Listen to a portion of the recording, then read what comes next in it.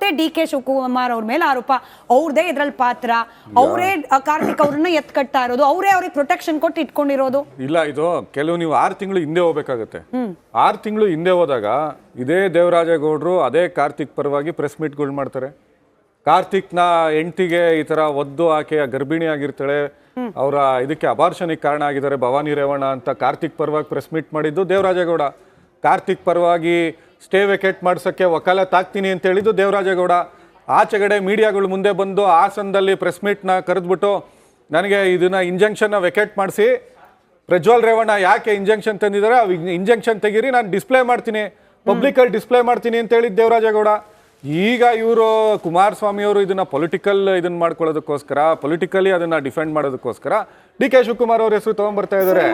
ಡಿ.ಕೆ. ಶಿವಕುಮಾರ್ಗೂ ಏನ್ ಸಂಬಂಧ? ಕಾರ್ತಿಕ್ ಕುಮಾರಸ್ವಾಮಿ ಅವರು ಆರೋಪ ಮಾಡ್ತಿರೋದು ಕಾರ್ತಿಕ್ ಅವರನ್ನ ಮಲೇಷಿಯಾದಲ್ಲಿ ಇಟ್ಟಿರೋದ್ರ ಹಿಂದೆ ಡಿ.ಕೆ. ಶಿವಕುಮಾರ್ ಅವರದ್ದೇ ಪಾತ್ರ ಇದೆ. ಹಿಂದೆ ಜಾರಕಿಹೊಳಿ ಅವರ ಪ್ರಕರಣದಲ್ಲೂ ಕೂಡ ಇಂಥದ್ದೇ ಪಾತ್ರ ನಿರ್ವಹಿಸಿದ್ರು ಡಿ.ಕೆ. ಶಿವಕುಮಾರ್ ಅವರು ನೋಡಿ, ಈಗ ಕಾರ್ತಿಕ್ ಮಲೇಷ್ಯಾದಲ್ಲಿ ಇದಾನ, ಇನ್ನೊಂದ್ ಕಡೆ ಇದಾನ, ಮತ್ತೊಂದ್ ಕಡೆ ಇದಾನ ಅನ್ನೋದೆಲ್ಲ ಮುಖ್ಯ ವಿಷಯ. ಯಾರು ಈ ಸಂತ್ರಸ್ತೆಯರಿದ್ದಾರೆ ಅವ್ರಿಗೆ ಏನ್ ನ್ಯಾಯ ಕೊಡಿಸ್ತಾ ಇದ್ದೀರಾ, ಅವ್ರಿಗೇನ್ ಅನ್ಯಾಯ ಆಗಿದೆ, ಅದಕ್ಕೆ ಯಾರು ಆರೋಪಿ ಇದ್ದಾನೆ ಆತನಿಗೆ ಏನ್ ಮಾಡ್ತಾ ಇದ್ದೀರಾ, ಆತನ ವಿರುದ್ಧ ಏನ್ ಕ್ರಮ ತಗೊಂಡಿದ್ದೀರಾ ಅನ್ನೋದು ಮುಖ್ಯ ಆಗ್ಬೇಕಾಗಿತ್ತು.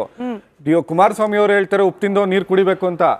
ಈಗ ಅದನ್ನ ಅವಕಾಶ ಮಾಡ್ಕೊಡಿ. ಸಂತ್ರಸ್ತೆಯರನ್ನ ಕಿಡ್ನಾಪ್ ಮಾಡಿ ಇಟ್ಕೊಂಡಿದ್ದೀರಲ್ಲ, ಕಿಡ್ನಾಪ್ ಮಾಡಿಸೋದು, ಬೆದರಿಸೋದು, ಸಾರಾ ಮಹೇಶ್ ಅವ್ರನ್ನ ಕಳಿಸ್ಬಿಟ್ಟು ಎದುರಿಸೋದು, ಈ ದೂರ್ ಕೊಟ್ಟಿರೋ ಸಂತ್ರಸ್ತೆಯರಿಗೆ ಸಾರಾ ಮಹೇಶ್ ಅವ್ರನ್ನ ಇವರೇ ರೇವಣ್ಣ ಅವ್ರ ಕುಟುಂಬ, ದೇವೇಗೌಡರ ಕುಟುಂಬ, ಈ ಯಾರು ಕಂಪ್ಲೇಂಟ್ ಕೊಟ್ಟಿದಾರಲ್ಲ, ಮೊದಲನೇ ಕಂಪ್ಲೇಂಟ್ ಇದಾರಲ್ಲ, ಅವ್ರಿಗೆ ಕರೆ ಮಾಡಿ ಎದುರಿಸ್ತಾ ಇದಾರೆ. ಅವ್ರ ಹೆಸರು ಯಾಕಿಲ್ಲ ಕಂಪ್ಲೇಂಟ್ ಅಲ್ಲಿ? ಹಾಗಾದ್ರೆ ಅಲ್ಲ ಬರುತ್ತೆ, ಹೆಸರು ಯಾಕಿಲ್ಲ?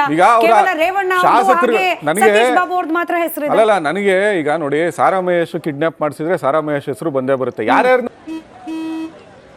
ನಡಿ ಈಗ ಶುರು ಮಾಡೋಣ.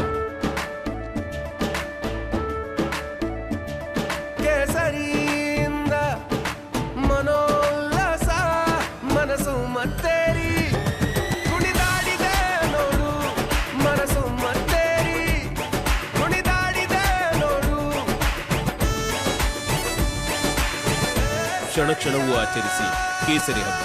ವಿಮಲ್ ಬಾಯಲ್ಲಿ ಹೇಳಿ ಕೇಸರಿ ಬಳಸ್ಕೊಂತ ಇದಾರೆ, ಏನೇನ್ ಆಗ್ತಾ ಇದೆ ಮುಂದೆ ಬರುತ್ತೆ. ಈಗ ವಿಚಾರ ಇರುವಂತದ್ದು, ನೀವು ಕಾರ್ತಿಕ್ ಪೆಂಡ್ರೈವ್ ಆಚೆಗಡೆ ಬಿಟ್ನೋ, ದೇವರಾಜೇಗೌಡ ಆಚೆಗಡೆ ಬಿಟ್ರು ಅನ್ನೋದೆಲ್ಲ ವಿಚಾರ.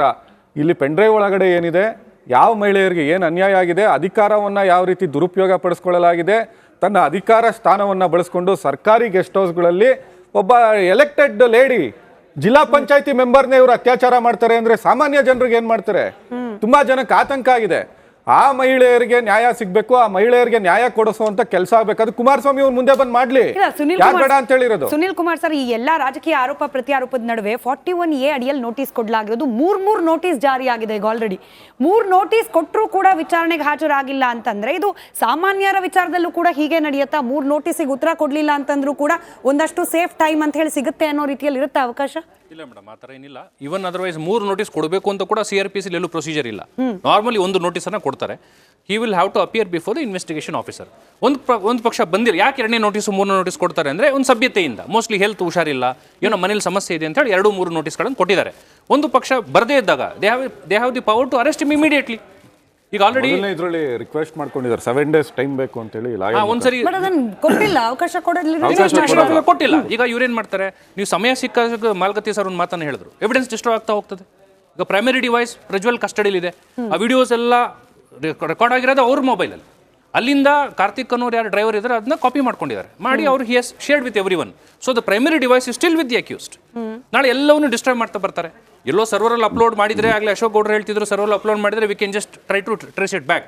ಮತ್ತೆ ಸೈಬರ್ ಎಕ್ಸ್ಪರ್ಟ್ಸ್ಗೆ, ಪೊಲೀಸ್ ಇನ್ವೆಸ್ಟಿಗೇಷನ್ ಆಫೀಸರ್ಸ್ಗೆ, ಫಾರೆನ್ಸಿಕ್ ಟೀಮ್ಗೆ ಎಷ್ಟು ಬರ್ಡನ್ ಆಗುತ್ತೆ. ವರ್ಷಾನ್ಗಟ್ಟಲೆ ಅವರು ಇದನ್ನೇ ಮಾಡಬೇಕು. ಯಾಕಂದ್ರೆ ನಾವು ಏನೇ ಮಾತಾಡಿದ್ರು, ಏನೇ ತನಿಖೆ ಆದ್ರೂ ನಾಳೆ ಸಹ ಕೋರ್ಟಲ್ಲಿ ನಿಲ್ಬೇಕು.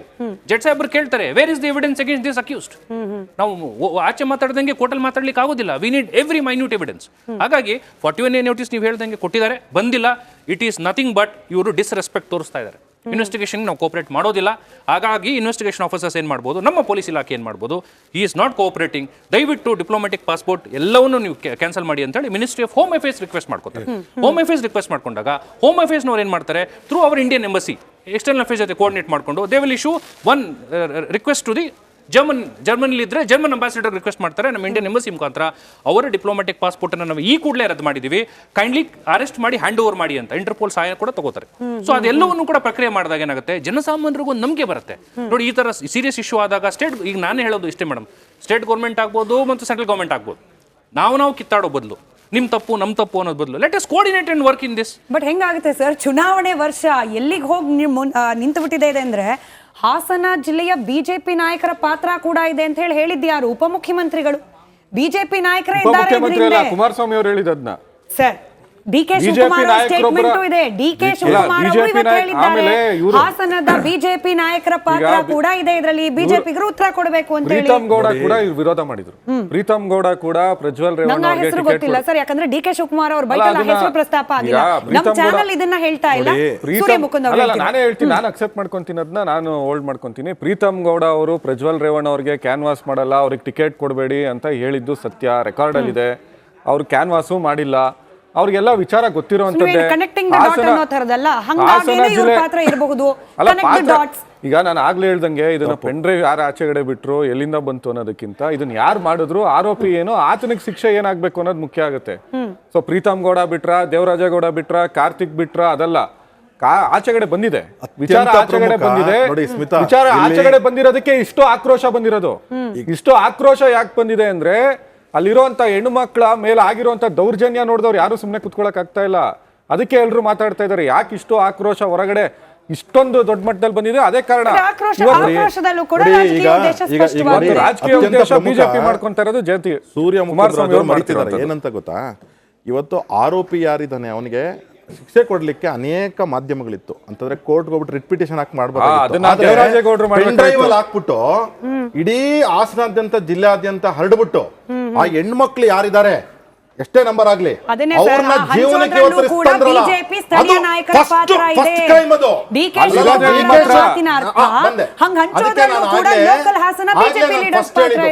ಫಸ್ಟ್ ನನ್ನ ಸ್ಟೇಟ್ಮೆಂಟ್ ಅಲ್ಲಿ ಹೇಳಿದೆ, ಡಿ ಕೆ ಶಿವಕುಮಾರ್ ಇದ್ರಲ್ಲಿ ಎಕ್ಸ್ಪರ್ಟ್ ಇದ್ದಾರೆ ಅಂತ ಹೇಳಿ. ಯಾಕೆ ಗುರುಗಳು ಎಲ್ ಎನ್ ಮೂರ್ತಿ ಅವ್ರು ಹೇಳ್ತಾರೆ, ಎಲ್ ಎನ್ ಮೂರ್ತಿ ಅವರು 83, 84, 85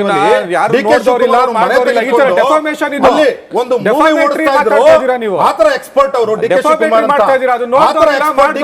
ಅಂತ.